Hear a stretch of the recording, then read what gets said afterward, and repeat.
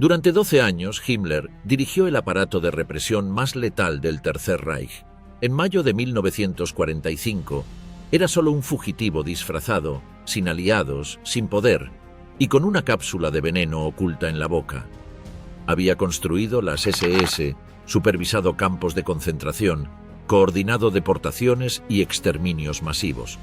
Pero cuando el régimen colapsó, fue apartado por Hitler, ignorado por Dönitz y despreciado por los aliados.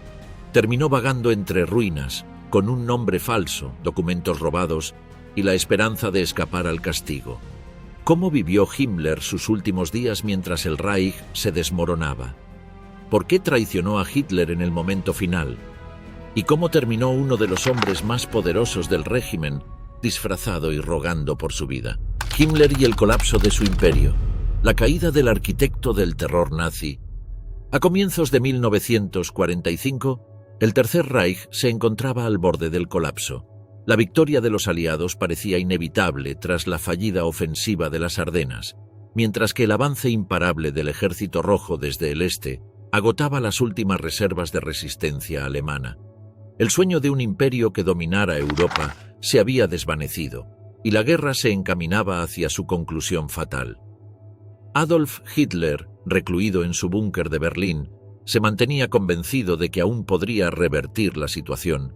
En este estado de negación y aislamiento, no reconocía que su imperio estaba en ruinas.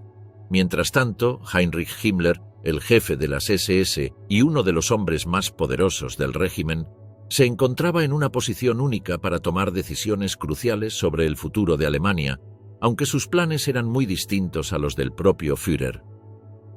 Heinrich Himmler no era solo el líder de la SS, la temida organización de seguridad nazi que había ejercido control sobre los campos de concentración, la Gestapo y el aparato represivo del Estado, sino también el arquitecto de una estructura paralela al propio Estado alemán. Bajo su control, las SS habían crecido hasta convertirse en una fuerza de 900.000 hombres, y su influencia alcanzaba todos los rincones de la vida alemana, desde el ejército, con la Waffen-SS, hasta las industrias más importantes del Reich. La situación en Alemania era dramáticamente diferente de los años anteriores. El Reich estaba siendo desgastado por la guerra a todos los niveles. Las infraestructuras, esencialmente destruidas por los bombardeos aliados, no podían sostener más el esfuerzo bélico. Las fábricas estaban paradas o bajo mínimos. La escasez de combustible hacía que los vehículos blindados y las divisiones motorizadas no pudieran operar con eficacia. En este contexto, Himmler se encontraba cada vez más aislado del núcleo de poder del Tercer Reich. A pesar de haber ganado gran influencia dentro del régimen, su falta de experiencia militar y su ascendencia sobre un aparato burocrático más que sobre un ejército lo habían hecho vulnerable a las críticas de otros miembros de la cúpula nazi, como los generales de la Wehrmacht, que veían en él un líder débil e incapaz de enfrentar la situación de manera efectiva. Tras el fallido atentado de julio de 1944 contra Hitler, en el que varios altos mandos de la Wehrmacht fueron implicados, Himmler utilizó la purga subsiguiente para eliminar a muchos de sus rivales dentro del propio régimen. Aprovechó la desconfianza que Hitler sentía hacia los generales del ejército para asegurarse un lugar cada vez más preeminente en la administración nazi. A medida que la guerra avanzaba, Himmler se veía como el hombre que podía sobrevivir a la caída del Tercer Reich, adaptándose a las nuevas realidades mientras las derrotas continuaban acumulándose. Fracaso en el frente, la ruptura fatal de Himmler con Hitler. A finales de 1944, mientras la Wehrmacht se encontraba completamente exhausta, Hitler depositó sus últimas esperanzas en las fuerzas de la Waffen-SS, que Himmler había creado como una fuerza de élite. Sin embargo, el resultado de la batalla fue desastroso. La ofensiva en las Ardenas, lanzada en diciembre de 1944 con la esperanza de dividir a las fuerzas aliadas y recapturar territorio perdido, resultó ser un fracaso. Los soldados alemanes, mal entrenados, mal equipados y con escasos suministros, no pudieron resistir el avance de las tropas aliadas. En paralelo, las fuerzas soviéticas avanzaban implacables desde el este, y Himmler, que había sido designado para tomar el mando de varios frentes en calidad de comandante militar, fue asignado a una de las batallas más críticas de la guerra, la defensa de Pomerania. La decisión de Hitler de asignarle esta responsabilidad a Himmler fue un acto de desesperación. Himmler, que carecía de experiencia militar significativa, fracasó estrepitosamente en la defensa de esta región clave. La falta de preparación, la escasa moral entre las tropas y la falta de recursos materiales resultaron en una derrota humillante. Las fuerzas soviéticas lograron romper las líneas alemanas, acercándose peligrosamente a Berlín. Este fracaso militar fue particularmente humillante para Himmler, ya que a lo largo de la guerra había sido un defensor vehemente de la supremacía de las SS, había logrado extender su poder sobre la Wehrmacht y las fuerzas policiales del Reich a través de su control sobre las fuerzas paramilitares y los campos de concentración.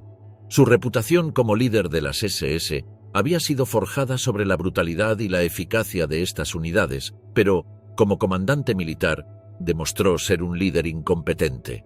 El colapso de la defensa en Pomerania llevó a Himmler a ser despojado de su mando militar el 20 de marzo de 1945. La humillación de su destitución fue doble. No solo se le quitó el control sobre las fuerzas alemanas en el este, sino que su posición dentro del círculo interno de Hitler empezó a deteriorarse rápidamente. En su lugar, Hitler nombró al general de la Wehrmacht, Hans Guderian, para que tomara el control de la defensa de Berlín. A partir de ese momento, Himmler no solo perdió su posición en el frente de batalla, sino también el favor de Hitler. Aunque las SS seguían siendo una poderosa organización, la pérdida de su posición como comandante militar significó que Himmler ya no estaba en la cima del poder. La humillación personal y política lo empujó a tomar decisiones más arriesgadas. Fue entonces cuando Himmler, consciente de la inminente derrota del Reich, comenzó a considerar otros caminos para su supervivencia política. En lugar de seguir adelante con la lealtad ciega a Hitler, Himmler adoptó una postura más pragmática. Si bien Hitler continuaba aferrado a la idea de una victoria a toda costa, Himmler veía que la guerra estaba perdida. La enfermedad física y mental de Hitler, sumada a su fracaso como líder militar, había creado una brecha entre él y muchos de los altos mandos de su régimen. En lugar de mantenerse fiel a un Hitler en declive, Himmler empezó a tejer una red de contactos con las potencias occidentales. Se acercó a representantes neutrales en Suecia, buscando canales de comunicación con los aliados occidentales, específicamente Estados Unidos, Gran Bretaña y Francia. Himmler entendió que, si podía lograr que los aliados se comprometieran a una rendición parcial que excluyera a los soviéticos, podría asegurar la supervivencia de Alemania bajo un régimen anticomunista en el que él jugaría un papel central. Esta estrategia, además de arriesgada, era profundamente traidora. Himmler sabía que Hitler jamás habría aceptado una rendición parcial, y menos aún negociaciones con los enemigos del Reich. Sin embargo, en su creciente desesperación, Himmler estaba dispuesto a arriesgarse. El 20 de abril de 1945, en un gesto de aparente lealtad, Himmler asistió a la celebración del cumpleaños de Hitler en Berlín, aunque esa misma tarde los soviéticos ya estaban a las puertas de la ciudad. Durante la celebración, Himmler juró fidelidad a Hitler, pero su verdadera lealtad ahora estaba dirigida hacia los aliados occidentales. Durante estas semanas de planificación inútil, Himmler comenzó a comportarse de manera cada vez más errática. Raramente salía de su tren, que no estaba adecuadamente equipado para la misión, pues solo contaba con una línea telefónica y no tenía mapas adecuados ni radio para comunicarse con el frente. También mostraba poco interés por el trabajo, percibiéndolo como un esfuerzo inútil. Trabajaba solo 4 horas al día y únicamente después de recibir un masaje cada mañana, seguido de un almuerzo y una larga siesta.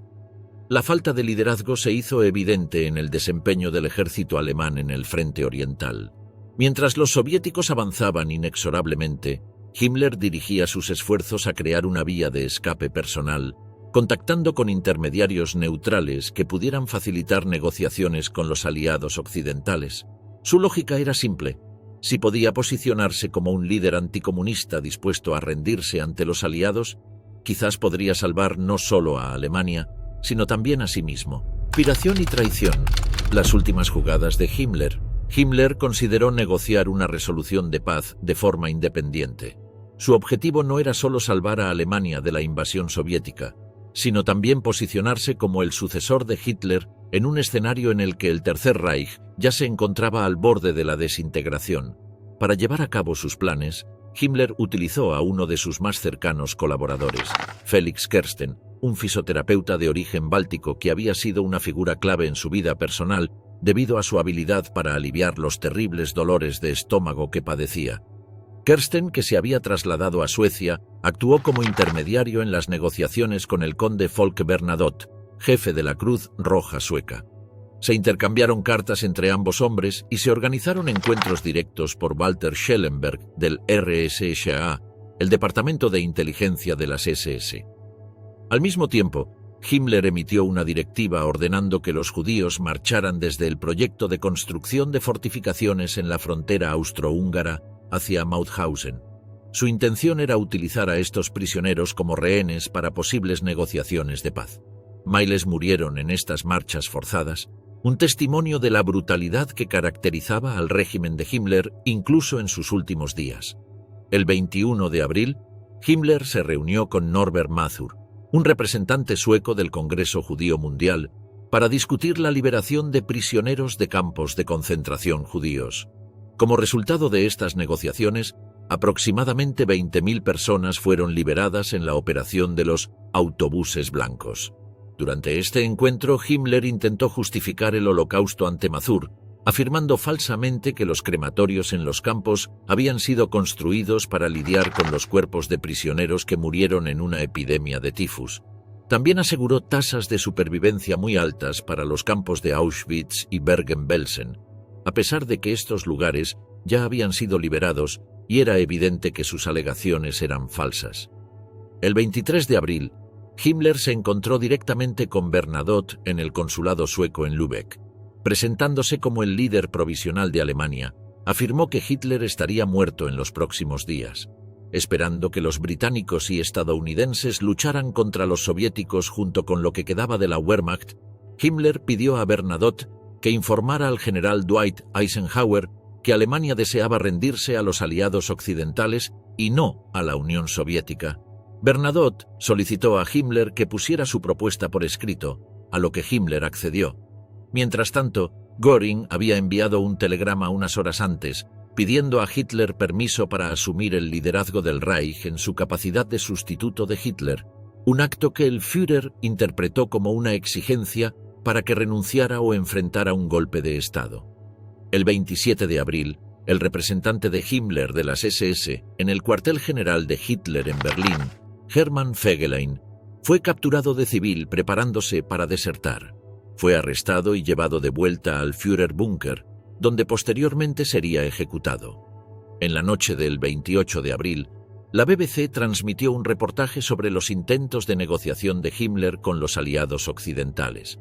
Hitler, que había considerado a Himmler como el segundo más leal después de Joseph Goebbels, quedó furioso con esta traición y afirmó que las negociaciones secretas de Himmler eran la peor traición que había conocido. Hitler ordenó el arresto de Himmler y destituyó a Fegelein de todos sus cargos. En ese momento, los soviéticos habían avanzado hasta la plaza Potsdamer, a solo 300 metros de la Cancillería del Reich, y se preparaban para invadir el edificio. Este informe, combinado con la traición de Himmler, llevó a Hitler a escribir su testamento. En el documento concluido el 29 de abril, un día antes de su suicidio, Hitler declaró tanto a Himmler como a Göring traidores. Destituyó a Himmler de todos sus cargos en el partido y el Estado, expulsándolo del partido nazi. Hitler nombró al gran almirante Karl Dönitz como su sucesor. Himmler se reunió con Dönitz en Flensburg y se ofreció a ser su segundo al mando. Afirmó que tenía derecho a una posición en el gobierno provisional de Dönitz como Reichsführer SS, creyendo que la SS estaría en una buena posición para restaurar y mantener el orden después de la guerra. Dönitz rechazó repetidamente las insinuaciones de Himmler e inició negociaciones de paz con los aliados. El último juego de poder, la ambición desesperada de un líder caído. El 28 de abril de 1945, Tras el descubrimiento de sus negociaciones secretas con los aliados, Hitler despojó a Himmler de todos sus cargos y lo expulsó oficialmente de las SS. Esta condena representaba el fin de su posición institucional dentro del Reich, que durante más de una década había ayudado a construir. Hitler, que hasta entonces lo había considerado uno de sus colaboradores más fiables, ahora lo declaraba traidor en su testamento político. A pesar de esta destitución formal, Himmler mantuvo intacta su red operativa dentro de las estructuras de las SS. Los años de meticulosa construcción de un aparato de seguridad paralelo al Estado le proporcionaban recursos y personal que potencialmente podría movilizar para sus propósitos. Sus contactos se extendían también hacia figuras neutrales en países como Suecia y Suiza, conexiones que había cultivado durante las recientes negociaciones. Con Berlín cercado por los soviéticos y Hitler aislado en su búnker, Himmler dirigió su atención hacia el gobierno provisional establecido por Karl Dönitz en Flensburgo, al noroeste de Alemania. El 1 de mayo, tras confirmarse la muerte de Hitler, Dönitz asumió oficialmente la presidencia del Reich según las disposiciones del testamento de Hitler. Este gobierno de Flensburgo constituía el último reducto de autoridad oficial alemana reconocida por las fuerzas militares que aún no habían capitulado. Entre el 1 y el 6 de mayo, Himmler intentó integrarse en esta nueva estructura gubernamental. En sus comunicaciones con Dönitz, presentó a las SS como una fuerza organizada capaz de mantener el orden interno durante el periodo de transición. Argumentó que su experiencia en seguridad y su conocimiento de las estructuras de inteligencia resultarían valiosos para negociar con los aliados occidentales, particularmente bajo el creciente temor a la expansión soviética. Dönitz, almirante de carrera con escasa vinculación al aparato del partido, evaluó pragmáticamente la situación. Su gobierno provisional operaba bajo circunstancias extremadamente limitadas. Carecía de reconocimiento internacional, controlaba únicamente una fracción del territorio alemán, y su objetivo principal era negociar una rendición ordenada que minimizara las bajas alemanas, especialmente de civiles y militares que huían del avance soviético. Los informes de inteligencia que llegaban a Flensburgo indicaban claramente la posición aliada. Cualquier estructura gubernamental que incluyera a figuras prominentes del régimen nazi, especialmente a aquellos vinculados con las atrocidades del Holocausto, sería rechazada inmediatamente. Himmler figuraba en la primera posición de las listas de criminales de guerra buscados.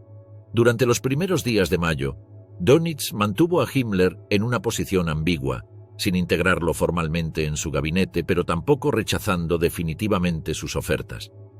Esta estrategia respondía a consideraciones prácticas.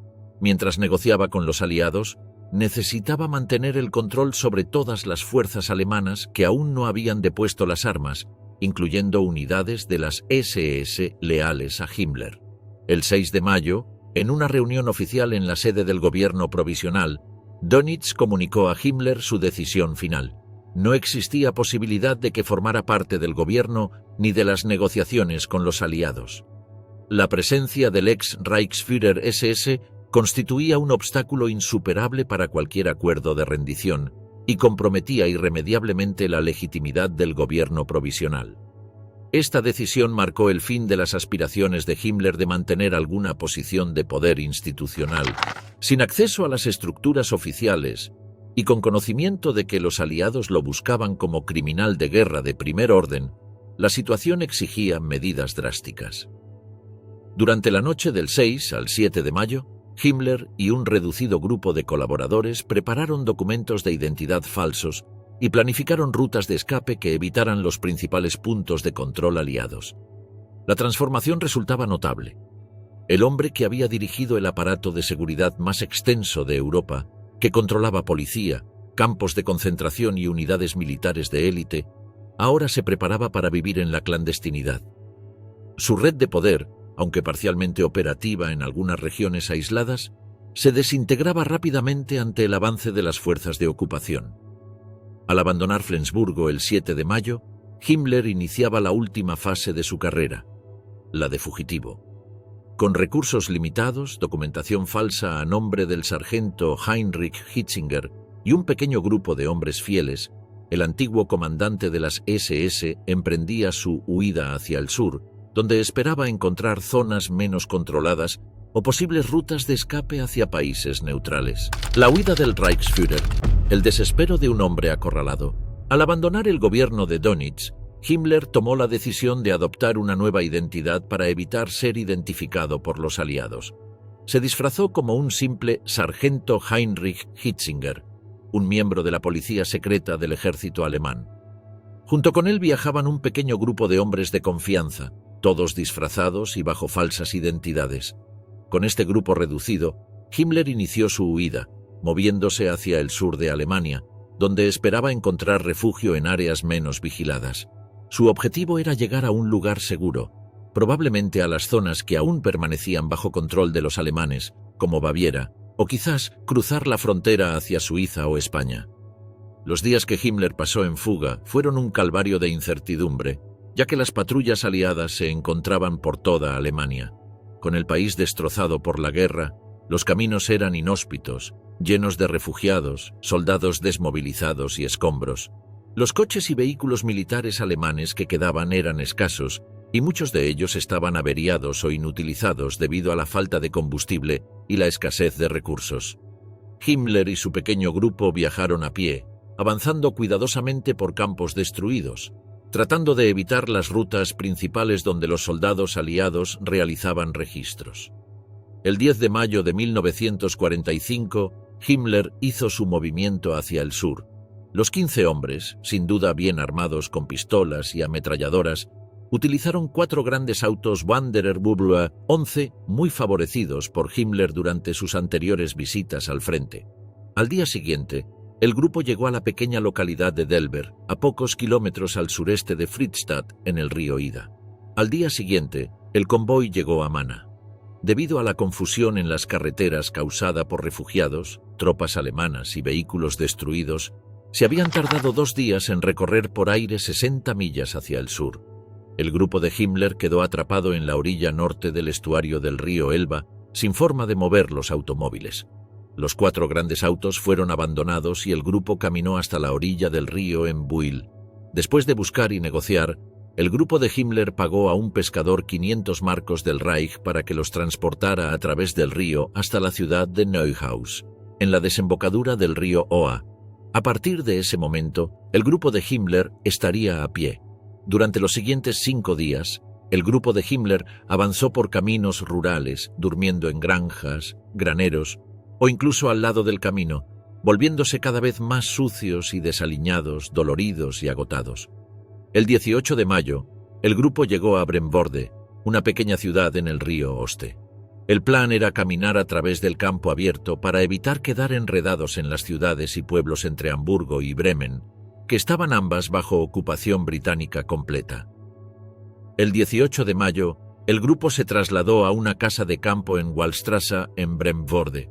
Durante 2 días, miembros del grupo intentaron obtener permisos especiales de movimiento del alcalde local, que había sido nombrado para una nueva administración bajo autoridad británica.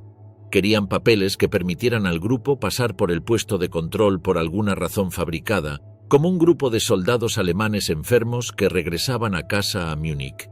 El alcalde, probablemente dándose cuenta de que el grupo representaba a algún tipo de fugitivos nazis y probablemente no estaba dispuesto a antagonizar a sus nuevos amos, rechazó todas las súplicas. El grupo de Himmler permaneció en la casa de campo desde el 18 hasta el 21 de mayo, antes de tomar la decisión de intentar pasar el puesto de control y continuar su viaje. Himmler y sus 2 ayudantes, Groman y Macher, se quedarían atrás mientras el resto del grupo intentaba cruzar el puente. A las 3 de la tarde, Kiermaier y el médico personal de Himmler, el doctor Gebhardt, fueron al puente, aparentemente sin darse cuenta de que había un vado sin vigilancia a cierta distancia río abajo, donde todos podrían haber cruzado sin problemas. La intención era cruzar el puente y, si no había problemas, regresar y buscar a los demás. A las 4 de la tarde, los 2 alemanes fueron detenidos en el puente por el sargento Arthur Britton, del 103º Destacamento de Reserva de Seguridad de Campo del Cuerpo de Inteligencia del Ejército Británico. Examinó los pases de desmovilización de los hombres y supo inmediatamente que, como policía secreta de campo, debían ser arrestados. Pero manteniendo esto para sí mismo, Britton rápidamente se enteró por el doctor Gebhardt de que él no era más que la vanguardia de un grupo mucho más grande de excombatientes de la policía secreta enfermos. Britton organizó rápidamente 2 camiones del ejército y una escolta para traer al resto de los camaradas de Gebhardt. Los camiones regresaron debidamente con Gebhardt y el resto del grupo, pero sin 3 hombres, Himmler y sus ayudantes. El grupo completo fue arrestado y llevado al campo de internamiento civil de Westertimke, cerca de Bremen. Sin embargo, el sargento Britton retuvo al doctor. Gebhardt y juntos fueron a la granja para recoger a los 3 hombres restantes, pero a su llegada, Himmler y sus cohortes se habían escabullido. La inteligencia británica fue alertada sobre 3 sospechosos de la policía secreta de campo en fuga en el área. El pequeño grupo de Himmler asumió que el grupo de Kiermaier y Gebhardt había cruzado con éxito el puesto de control del puente. Esperaron y luego lo intentaron ellos mismos el 22 de mayo. El trío caminó por las calles de Bremen. Groman y Macher llevaban largos abrigos de oficiales de las SS sin insignias y caminaban a cada lado del mucho más bajo Himmler, quien vestía restos de uniforme del ejército alemán, un impermeable azul y un parche en el ojo.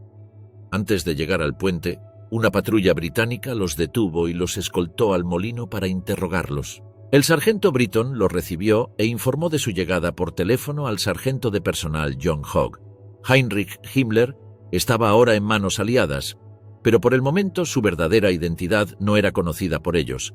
Era solo otro soldado alemán de bajo rango para ser procesado en un campo de detención debido al papel de su unidad durante la guerra. Himmler pasó su primera noche en cautiverio británica con Groman y Macher, durmiendo en el suelo del molino, usando sacos de grano como colchones.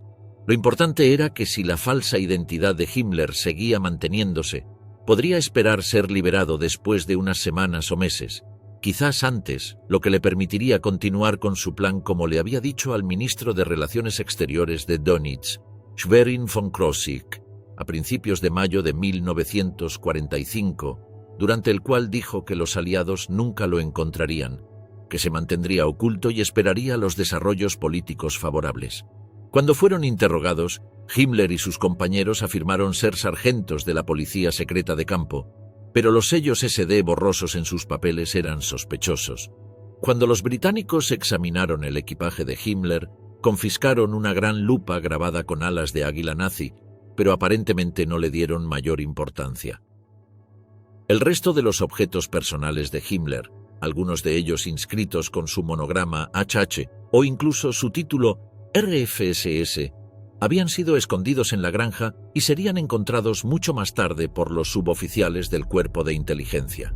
Muerte y conspiración. El misterioso final de Himmler.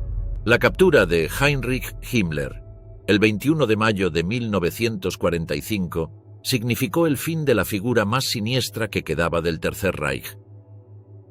El hombre que había supervisado la creación y expansión de los campos de concentración y exterminio, el arquitecto de la solución final, se encontraba ahora bajo custodia británica. Sin embargo, su muerte no fue el resultado directo de la justicia que le correspondía, ni de un proceso formal de juicio. En cambio, su final fue envuelto en misterio, rodeado de circunstancias que aún hoy siguen siendo objeto de debate. A las 7 de la mañana del 23 de mayo, Himmler y sus compañeros fueron conducidos a Westertimke, al cuartel general del Campo VI, la 45ª estación de seguridad de campo del ejército británico, llegando alrededor de las 9 de la mañana. Después del procesamiento, Himmler y sus ayudantes fueron conducidos a 45 millas al sureste hasta Barstedt, un campo especial de interrogación cerca de la aldea de Landburg, llegando después de varias paradas alrededor de las 6:30 de la tarde. Himmler fue inmediatamente reconocido por algunos de los prisioneros que estaban junto a la alambrada, viendo a los nuevos llegados, a pesar de su bigote afeitado y el parche negro en el ojo, particularmente por el prisionero Karl Kaufmann, el ex Gauleiter de Hamburg, quien había conocido a Himmler en múltiples ocasiones. Himmler ahora sabía que el juego había terminado. Tarde o temprano los británicos serían informados por un prisionero sobre su identidad. Sin embargo, todavía tenía algunas cartas bajo la manga. Era, después de todo, el nazi de mayor rango en cautiverio aliado y conocedor de una vasta cantidad de información secreta que podría usar a su favor, incluyendo información embarazosa para los británicos.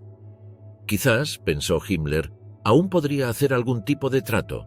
Himmler exigió ver al comandante del campo, el capitán Thomas Sylvester, y, después de algunas discusiones con los suboficiales británicos, se le concedió una entrevista a las 7 de la tarde. Himmler dirigió al trío a la oficina de Sylvester. El oficial británico describió a Himmler como pequeño, enfermizo y vestido desaliñadamente.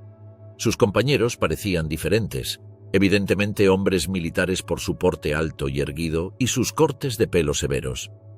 Sylvester ordenó que Grumman y Macker fueran removidos de su oficina y mantenidos bajo estrecha vigilancia. Himmler se puso entonces un par de anteojos. Sylvester le preguntó su nombre, a lo que el prisionero respondió en voz baja: «Soy Heinrich Himmler». Sylvester inmediatamente llamó por teléfono al cuartel general del Segundo Ejército Británico en Lüneburg, hablando con el mayor Norman Rice, un oficial de inteligencia que inicialmente no le creyó. Sin embargo, después de una conversación algo confusa, el mayor Rice anunció que estaba saliendo hacia Barnstedt de inmediato. Mientras Sylvester esperaba ayuda, ordenó a Himmler que se desnudara y los suboficiales examinaron cuidadosamente su ropa. Se encontró un contenedor de cápsulas de latón que contenía una ampolla de vidrio, evidentemente una cápsula de cianuro. Sylvester le preguntó a Himmler qué era.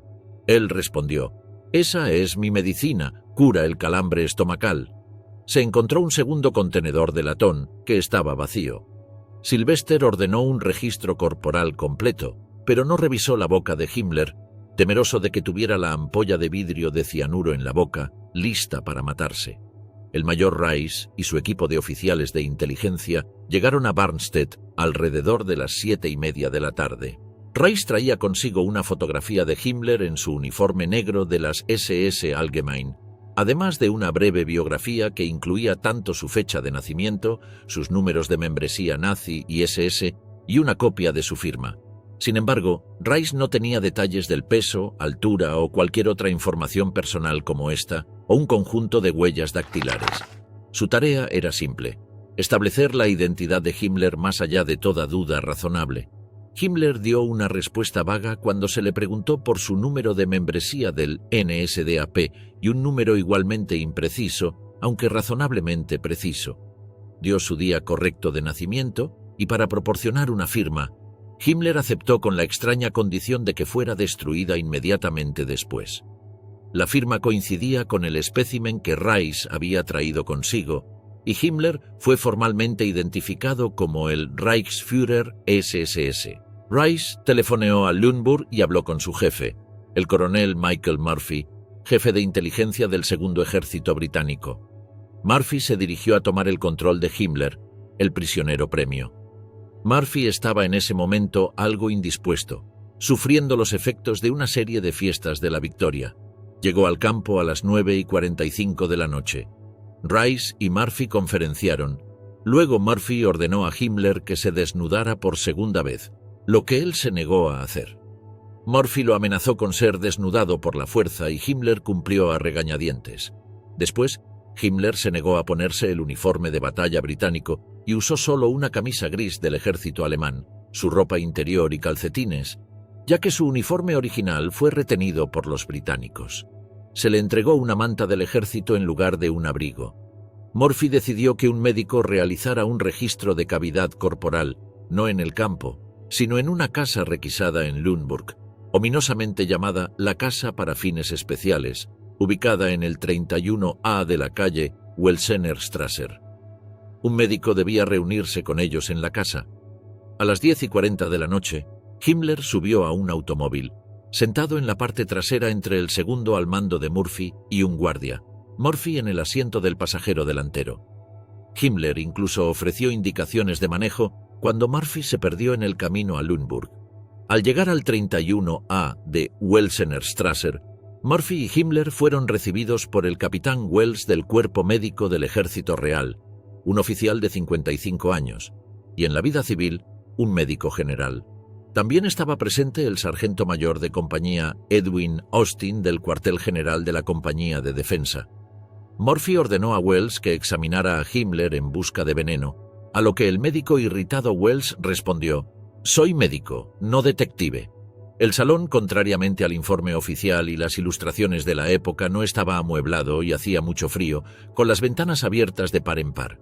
Himmler, según el informe, se desnudó por tercera vez.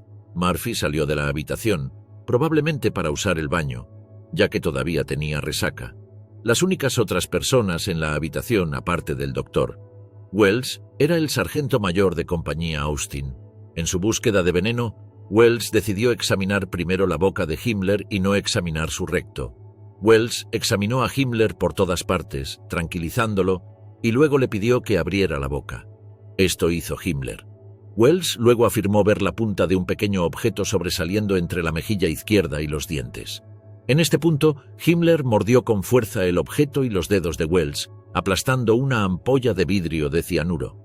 Su rostro se contrajo de dolor y se puso rojo brillante. Sus venas sobresalían, sus ojos se volvían vidriosos y se desplomó en el suelo. Wells gritó: «¡Dios mío, está en su boca! ¡Me lo ha hecho!».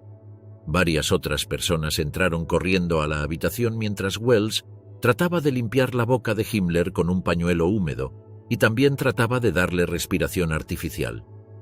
En un momento, Himmler fue levantado por los tobillos en un intento de hacer que el veneno saliera.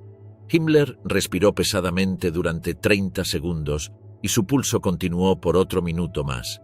Luego murió. El informe de la autopsia de Himmler señala algunas abrasiones en sus talones.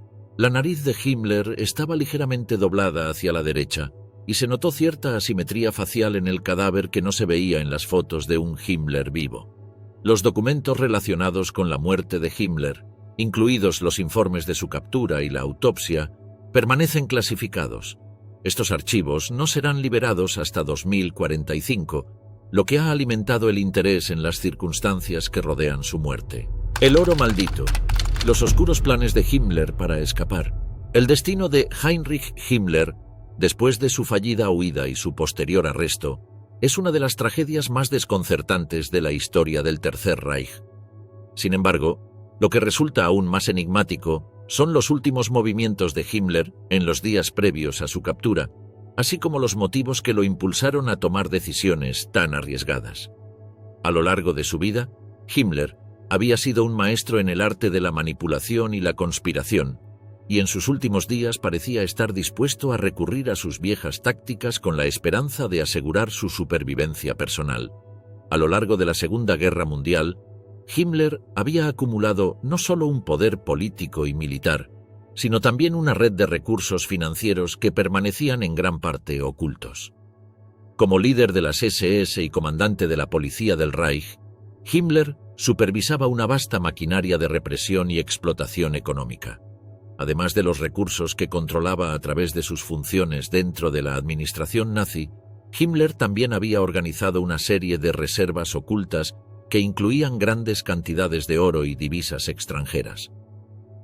Durante los últimos meses de la guerra, Himmler sabía que la derrota era inevitable, pero tenía la esperanza de que su acceso a estos recursos pudiera ayudarle a negociar una salida que lo salvara a él y a sus seguidores. Uno de los aspectos más misteriosos de los últimos días de Himmler es su vínculo con el oro. Un documento descubierto en 2015 en los Archivos Nacionales de Estados Unidos muestra que Himmler ordenó que oro y divisas por un valor de 900 kilogramos fueran depositados en la bóveda de una oficina de correos en la ciudad de Plauen, una bóveda clandestina en efecto. La ciudad de Plauen, que fue bombardeada intensamente, cayó ante el avance de las fuerzas estadounidenses el 16 de abril de 1945, un hecho que Himmler habría conocido plenamente y del que habría sido informado mientras todavía era Reichsführer SS. Himmler también habría sabido que Plauen estaba destinada a formar parte de la zona de ocupación soviética de posguerra en Alemania, ya que un mapa que mostraba la división de posguerra de 1945 en Alemania había sido capturado por los alemanes durante la ofensiva de las Ardenas el invierno anterior, lo que había causado bastante revuelo en el alto mando alemán. Los estadounidenses no descubrieron realmente este alijo hasta el 26 de abril de 1945, 11 días después de ocupar la ciudad, y por todo lo que Himmler sabía, no lo habían encontrado cuando comenzó su movimiento hacia las montañas de Harz en la segunda semana de mayo de 1945. Esta cuenta bancaria secreta fue abierta por órdenes personales de Heinrich Himmler y a su nombre en abril de 1944, mostrando nuevamente que Himmler estaba preparándose para algún tipo de escape de Alemania. También podría haber sido uno de varios escondites similares establecidos por Heinrich Himmler, sobre los que simplemente no tenemos información, enterrada en algún lugar de los archivos aún por examinar. La explicación dada por su ayudante personal, el SS Obersturmbannführer Werner Grothmann, era que Himmler planeaba que su pequeño grupo de subordinados, en total 15 hombres, se dirigiera primero a las montañas de Harz y se escondiera allí durante algunas semanas o meses, hasta que todo el alboroto de la ocupación inicial hubiera disminuido. Al mismo tiempo, quizás, uno de sus leales subordinados iría adelante vestido de civil a la ciudad de Plauen, establecería contacto con organizaciones nazis locales, particularmente aquellos funcionarios que estaban a cargo del oro, y luego obtendría algo o todo este oro, lo llevaría de vuelta a las montañas de Harz, y luego, adecuadamente disfrazados y portando la correcta documentación de identificación falsa, el grupo de Himmler se movería hacia los Alpes y cruzaría a Italia o Suiza. Una unidad especial de caza de oro del ejército estadounidense de 75 hombres, llamada en código Task Force Fisher, comandada por el teniente comandante de la Guardia Costera de U. Joel Fisher, que era un abogado de Washington, D.C. en el Departamento del Tesoro de U.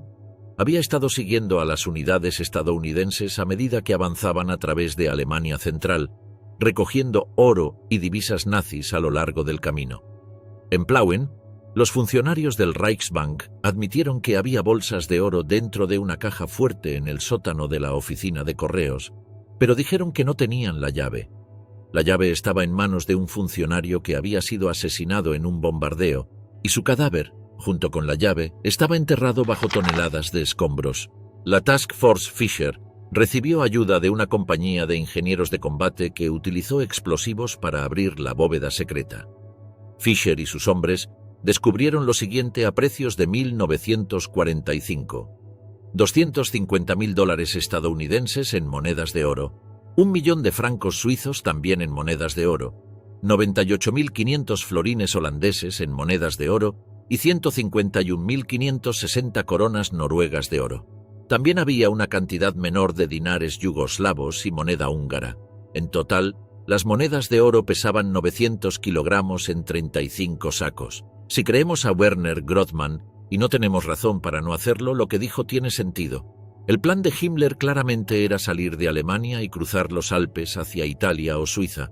Es sorprendente notar en los libros de historia que muchos criminales de guerra nazis se dirigieron a Italia, donde existían líneas de escape que bajaban por Alemania y Austria hasta el puerto de Génova.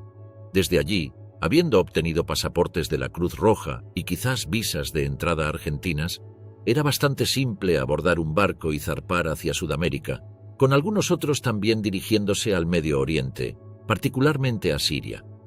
¿Era este el plan final de Himmler? Nunca lo sabremos, porque Himmler fue, por supuesto, capturado por los británicos y murió bajo circunstancias muy misteriosas bajo su custodia.